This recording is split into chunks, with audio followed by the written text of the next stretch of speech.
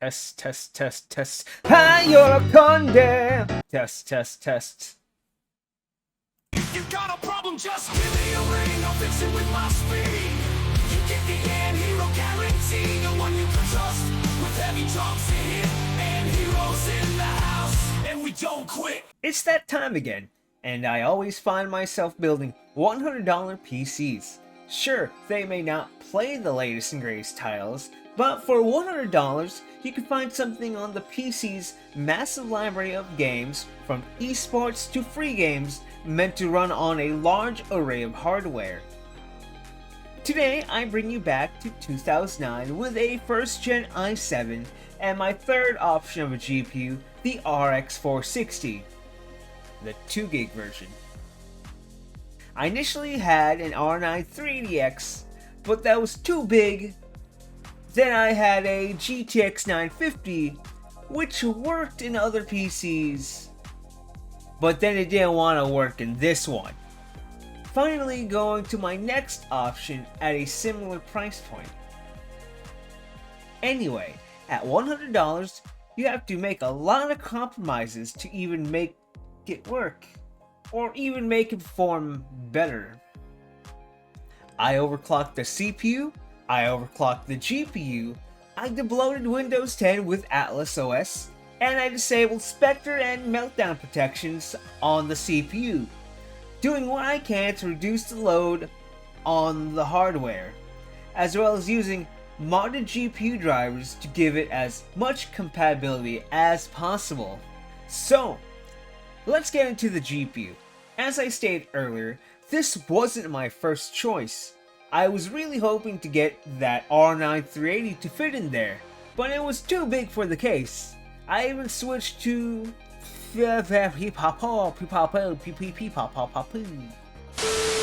so, let's get into the GPU. As I stated earlier, this wasn't my first choice. I was really hoping to get that R9 380 to fit in there, but it was too big for the case. I even switched the fan shroud, but the heatsink was still too big. The RX 460 was an entry-level card from the Polaris architecture, launched in August 2016 with an MSRP of about $110, which at the time was aimed at fighting the aging GTX 750 Ti, with its performance being around the same as what I've experienced. It has a base clock of 1090 MHz with a boost clock of 1200 MHz, with a memory clock of 1750 MHz on a 128 memory bit bus. I'm not much of an overclocker, and this card isn't much of an overclocker either, as it doesn't need supplemental power, so I managed to get at a stable 1250 MHz. The TDP of this card is 75 watts, so it runs completely on PCIe power. So, this card can fit in most computers, even lower powered ones. This particular card I have today is MSI's version of this card, a short single fan design with not too much going on, a single display port, a single HDMI, and a DVI port. This isn't the first time this particular i7 has shown up on this channel. Originally I wanted to use a Xeon, but the i7 was cheaper this time. Anyway, this Linfield i7 was launched in September 2009, making this thing ancient. That's 15 years old, older than some VTuber fans. It's amazing how this thing can still handle a modern OS, like Windows 10, and if you force it, Windows 11. Quickly, the MSRP was $284, which to me sounds about right in 2009 money. In 2024 monies, that would roughly be around $418. Even back in 2009, it had Intel's i7 bread and butter of 4 cores and 8 threads. So I've turned off the Spectre and Meltdown protections, and I haven't checked the before and after, but I want to think it helps. This aging chip runs at 2.8 GHz and has a turbo of 3.4 GHz. A lot of people can manage to get up to 4 GHz, but I'm not good at overclocking it, so I did manage to get a stable 3.6 GHz. The TDP of this chip is 95 watts. And if you're running it at stock, the box cooler would do the job, but I'm not running it at stock, so I got this PC cooler CPS R400 on sale. I want to quickly mention the case that dictated a lot of my parts choices. I wanted the cheapest closed case, which happened to be from TGD Gamer, which takes one design and puts different front panels on it. This is the newest new case you can get for under $30, and honestly, I don't like its compromises because it's really, really tight.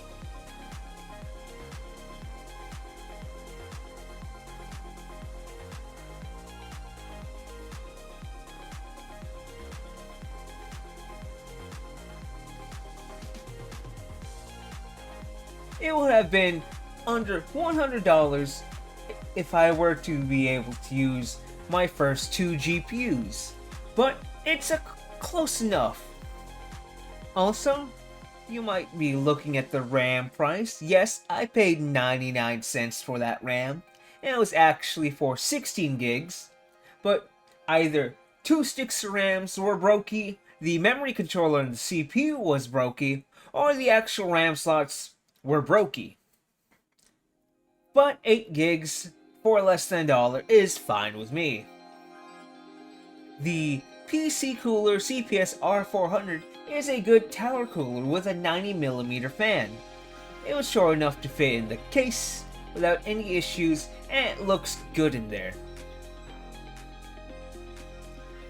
Quickly, we'll go over the synthetic benchmarks. For Cinebench R23, the multi-score is 2,935, the single score is 587, and for 3D Mark, Firestrike gets 5,562, Time Spy gets 1,945, and if you really want, PC Mark is 3,942. Someone wanted me to bring up how to get the AMD mod drivers. You Google up AMD mod drivers and you should end up at SourceForge, and make sure you download the drivers that correlate with the architecture of your GPU. For example, I'm getting the Polaris ones. I typically like to have already downloaded Adrenaline software beforehand. You run the application and just follow the instructions as they are given to you. Pick options that lean towards something normal for you. Also remember to pick drivers for your OS.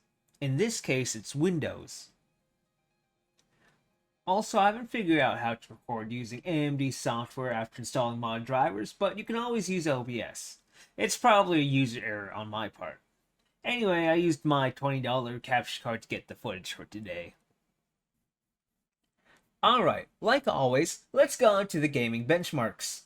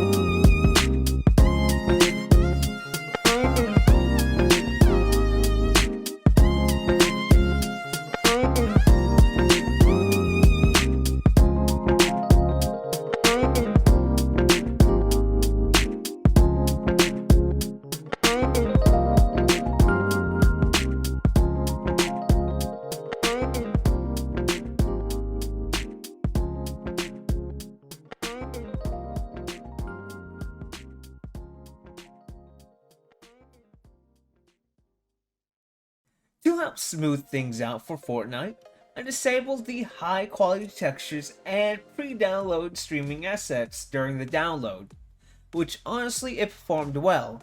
Wish I had the full 16 gigs to work with some of the stutters. For Apex, your first drop will probably be the laggiest, but after 1, maybe 2 rounds of Battle Royale, you should be good to go, though occasionally the main menu may lag, but fix itself like right away.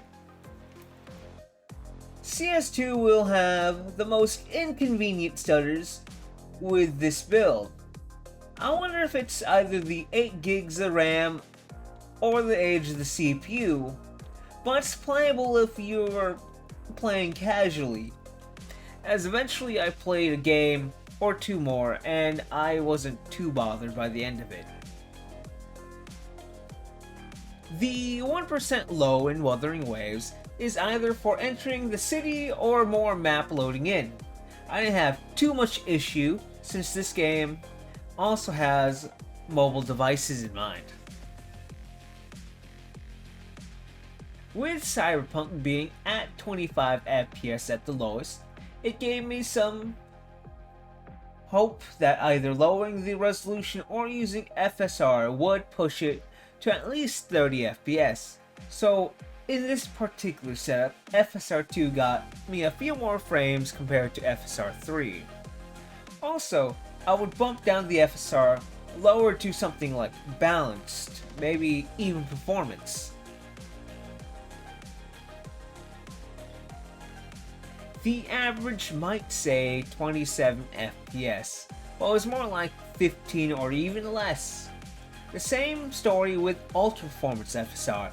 The average might say 30 something, but it was more like in the 20s. Are the compromises of a $100 PC worth it? Maybe. If all you want to play is esports, free games, and gachas, that's perfectly fine. This PC can't handle newer AAA titles, besides something like Forza Horizon 5. The devs really did optimize that game well. I would honestly pick one of those open case rigs, then you could put any GPU you want without limit. Also, with the i7-860, it lacks any AVX features, so some games or programs won't open, such as Call of Duty. The RX 462 gigs is a decent esports GPU, and great for slapping into any office computer. So, let me know if you have used any of these parts before. I'm Hero, something of a virtual YouTuber myself. Thumbs up if you like it, and thumbs down if you don't like it, or just hate me. Subscribe for more, or if you're just masochistic. See you next time. Bye-bye. Hey, thanks for watching the video. If you really liked the video, consider checking out my Amazon affiliate links down below.